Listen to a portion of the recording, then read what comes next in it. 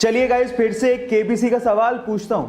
आप लोगों ने नोकिया कंपनी का नाम तो जरूर सुना होगा और नोकिया मोबाइल आपने या आपके किसी फैमिली मेंबर ने यूज भी किया होगा।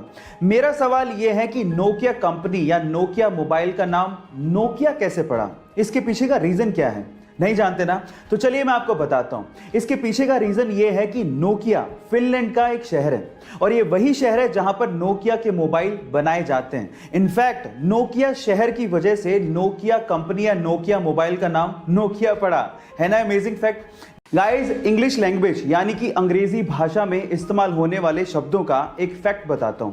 इंग्लिश लैंग्वेज में कुछ ऐसे शब्द हैं जिनको जब आप उच्चारण करते हैं यानी कि प्रोनाउंशिएट करते हैं तो वो अपना मतलब खुद ही समझाने की कोशिश करते हैं। जैसे कि फॉरवर्ड और बैकवर्ड, इन दोनों शब्दों को लीजिए। जब आप बोलेंगे फॉरवर्ड तो आपके होठ आगे आएंगे, ट्राई करके देखिए, फॉरवर्ड। और जब आप बोलेंगे बैकवर्ड तो आपके होठ पीछे जाएंगे, बैकवर्ड। देखिए आपके होठ पीछे जा रहे हैं, बैकवर्ड। है ना अमेजिंग फैक्ट? गाइस, किसी को अब्यूज करना यानी कि किसी को अपशब्द कहना ये बिल्कुल बुरी बात है और हमें ऐसा बिल्कुल नहीं करना चाहिए।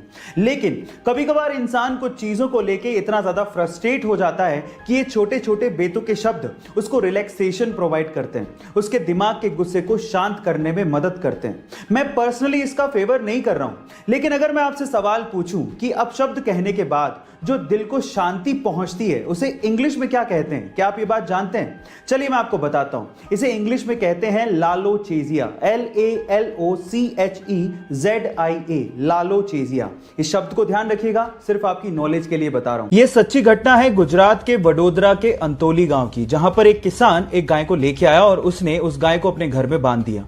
लेकिन उसके लाने के बाद वहां पे अजीब घटना होने लगी। रात को बहुत सारे कुत्ते उस गाय को देख के भूखा करते थे, जिससे किसान परेशान हो गया और उसने इसके कारण का पता लगाने की कोशिश करी और इसके लिए उसने सीसीटीवी कैमरास वहां पर इंस्टॉल करवा लिए।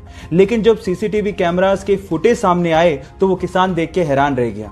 हर रात को एक तेंदुआ यानी कि लेपर्ड उस गाय से मिलने आया करता था। जब किसान ने इसकी अच्छे से छानबीन की तो पता लगा कि जब तेंदुआ छोटा था तो उसकी मां की मृत्यु हो गई थी और उसके बाद से इसी गाय ने उस तेंदुए को पाला था और इसी वजह से वो तेंदुआ रात में उस गाय से मिलने आया करता था। गाइस, ये जानवर भी एहसान का फर्ज निभाना जानते हैं जो कि शायद इंसान भूल गए हैं। आपको ये फैक्ट जान के कैसा लगा? चैट सेक्शन में लिखना मत भूलिएगा।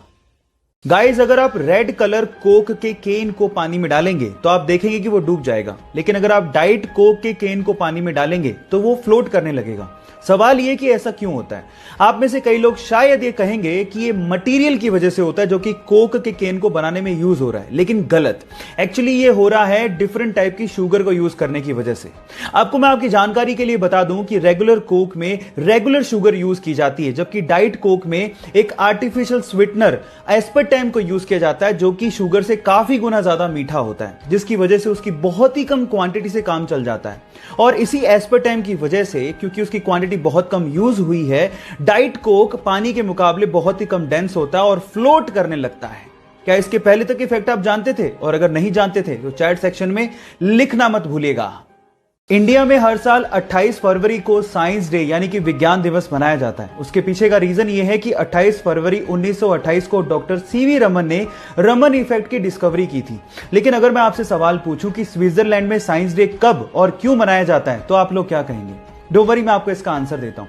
स्विट्जरलैंड में हर साल 26 मई को साइंस डे मनाया जाता है और इसके पीछे का रीजन जान के आपको बहुत प्राउड फील होगा, क्योंकि 26 मई 2006 को डॉक्टर एपीजे अब्दुल कलाम ने स्विट्जरलैंड को विजिट किया था और जैसे ही उन्होंने वहां पे कदम रखा, वहां की सरकार ने 26 मई को विज्ञान दिवस घोषित कर दिया। यह फैक्ट जान के आपको कैसा लगा? चैट सेक्शन में लिखना मत भूलिएगा।